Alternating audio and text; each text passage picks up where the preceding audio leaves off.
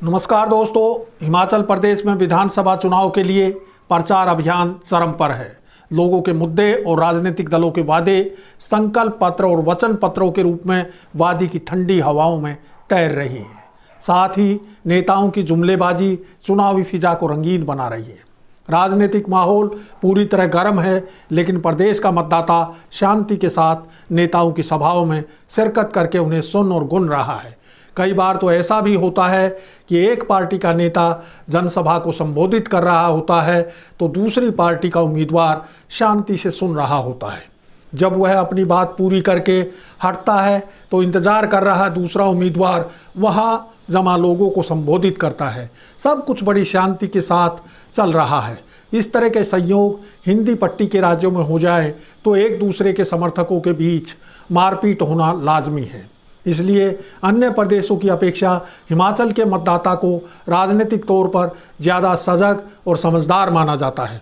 वह जानता है कि मंच पर खड़ा नेता कितना झूठ बोल रहा है और वह नेता के जुमलों को खूब मज़ा लेता है।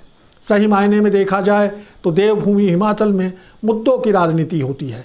जनता मुद्दों के आधार पर ही वोट करती है। इसलिए यहाँ का जागरूक मतदाता हर 5 साल बाद सरकार बदलने के लिए वोट देता है।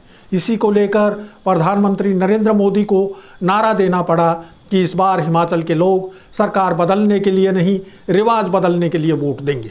इसके विपरीत कांग्रेस को उम्मीद है कि हर बार की तरह इस बार भी मतदाता सत्ता विरोधी लहर के चलते हराने के लिए वोट करेगा। वहीं आम आदमी पार्टी भी एक बार फिर चुनाव मैदान में है, लेकिन हिमाचल में गुजरात की तरह आपके प्रचार की धमक नहीं है। राजनीतिक प्रेक्षकों का मानना है कि अरविंद केजरीवाल के मुफ्त के वादे यहाँ की मेहनतकश जनता को रास नहीं आ रहे हैं। सबसे बड़ा चुनावी मुद्दा सरकारी कर्मचारियों की पुरानी पेंशन योजना यानी ओपीएस बहाली का है। सेना की अग्निवीर योजना से युवाओं और पूर्व सैनिकों में नाराजगी है।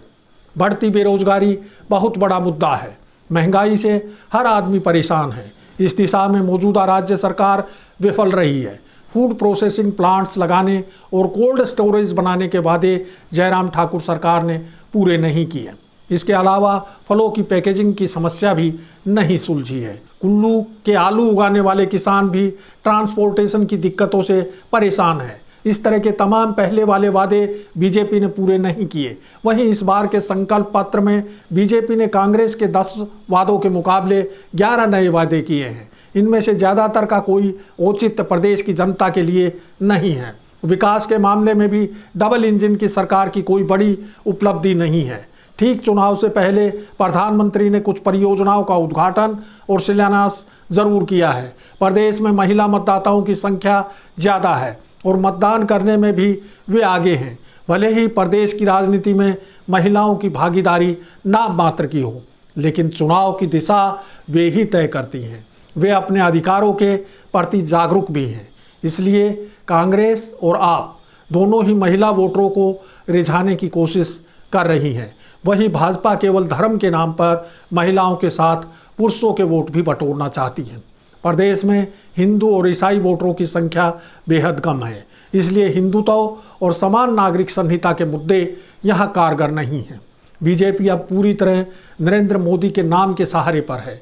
इस बार बागी उम्मीदवार बीजेपी के लिए कुछ ज़्यादा ही मुश्किलें खड़ी कर रहे हैं। इसी के चलते खुद प्रधानमंत्री को एक बागी उम्मीदवार कृपाल परमार को फ़ोन करके चुनाव मैदान से हटने को कहना पड़ा। इसका ऑडियो वायरल हो रहा है। मोदी जी के आदेशात्मक आग्रह के बावजूद परमार चुनाव मैदान में डटे हुए हैं। इससे बीजेपी की स्थिति का अनुमान लगाया जा सकता है। वहीं कांग्रेस में मुख्यमंत्री का चेहरा नहीं होने से लोगों में संशय बरकरार है। हिमाचल प्रदेश का चुनावी इतिहास रहा है कि यहाँ के स्वाभिमानी लोग ठोस मुद्दों के आधार पर ही वोट करने का फैसला लेते हैं और इस बार भी वे अपना निर्णय ले चुके हैं। ये जानने के लिए इंतजार करना होगा चुनाव परिणाम घोषित होने का। अब समय है आपसे विदा लेने का। जल्द फिर हाजिर होंगे एक नए मुद्दे के साथ। नमस्कार।